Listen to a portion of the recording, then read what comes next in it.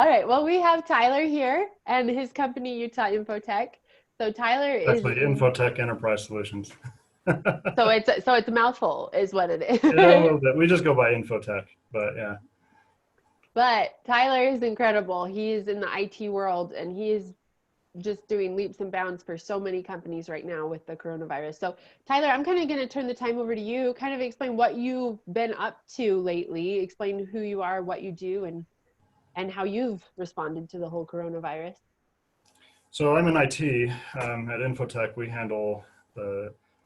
We're essentially a managed service provider, is what the official name of the industry would be called. We handle a lot of the computers and servers, networks, all that kind of IT management for small to medium-sized businesses in Utah. We also have clients interstate as well. We have a few in Colorado, Washington, Idaho, stuff like that. But we've been really focusing lately on the local economy here in Utah County, a little bit in Salt Lake County as well. We recognize that IT is, especially in business and in this day and age, is a very vital industry. Without a computer, you can't really operate. So we've been really more than anything, not so much focusing on us as much as trying to help the local economy survive, trying to help those local businesses find ways to continue operating, to be able to work remotely, have employees have access to what they need at the office while they're working at home. So that's been keeping us pretty busy, helping our current clients as well as a lot of new clients that have come to us with needs to be able to do that, to be able to survive it while staying compliant with the regulations and the mandates of the government. So That's honestly, that is so incredible. And I've heard from so many people that they're so grateful for the efforts that you're doing. And I'm just blown away with the level and quality of service that you are offering. So thank you. So what tips would you give your customers right now in this area? I'm sure I know for me, I've experienced, especially with like Zoom calls and things of that nature, lots of lagging just because everybody's on the internet right now. So do you have any tips as an expert? yeah, we've definitely shocked, I guess you'd say, that all the internet service providers and the amount of usage everybody's using at their homes. A lot more video calls, especially between the hours of 8 and 9:30 in the morning. You tend to see your speeds go down between those times. Um, I think that the biggest thing is, as far as surviving a pandemic like this, and or not even a pandemic per se, but really any kind of economic recession or turndown, is to seek opportunities. That's what I've seen a lot of my clients doing, and also trying to help them outside of IT as much as more kind of a personal kind of consulting thing, because I see all my clients as friends. I want to help them. So rather than seeing this as, oh, we got to shut down and wait it out, and potentially having the business just at a complete standstill, you try to seek opportunities. That doesn't necessarily mean fiscal opportunities. You may not necessarily have income, but a lot of times, you may be very behind on things that you've been wanting to do for the business. For example, at InfoTech, we've been wanting to rebuild the website.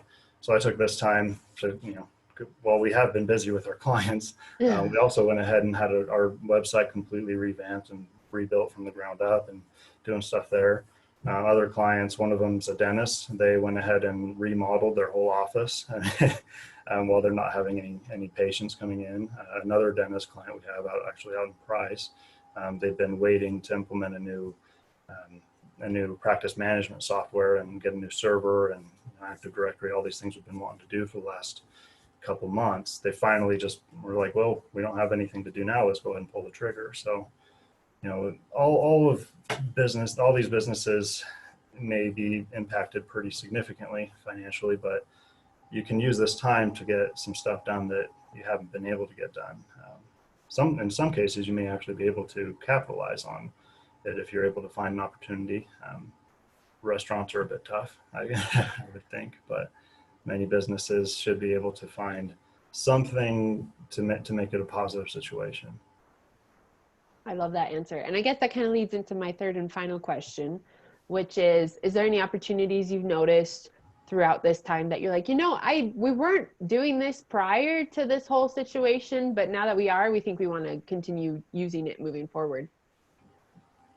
Um, that's a good question. I mean, for all new clients, we do offer like a free month trial. We give them a month of free IT services to show them how much easier life can be, and oftentimes to save them money. For during this whole pandemic, we've been doing a 2 month trial to really try to help businesses more than anything to help them to survive, and we expect it could take a couple months for that to happen. So I'm considering. I don't know if we'll continue doing like a 2 month trial because that's pretty generous, and honestly, it's quite a while for us to get our money back for all the labor that we usually take on up front getting people fixed up. But it definitely has opened my eyes up to the more of the inner workings and operations of a business. It's a good idea to have a pretty good, um, I'd say a pretty substantial reserve account. I would almost just say open up a new savings account and just have it for reserves just for stuff like this. So nobody likes laying off employees, and at the same time, not even just employees, but also you want to help your clients out. If you're a B2B relationship like we have, I hate having to see these clients struggling and not able to pay their bills, but at the same time we still have a business to run. So it's something that I do want to do to make sure if this ever happens again or something similar, that we have reserves in place for those clients who are struggling to be able to be a lot more flexible with them. We have been very flexible with, we've had a few clients that have struggled and we've helped them, and we're more interested in keeping them in business than we are in getting 1 month's payment. So I think reserves are probably something to make sure that is smoothed out and always kept available. And that is just par for the course for who you are as a human. So Tyler, thank you so much for taking time and answering these Yeah, questions. I think this is very useful information that is going to help a lot of people. So thank you. yeah, no problem. Thank you.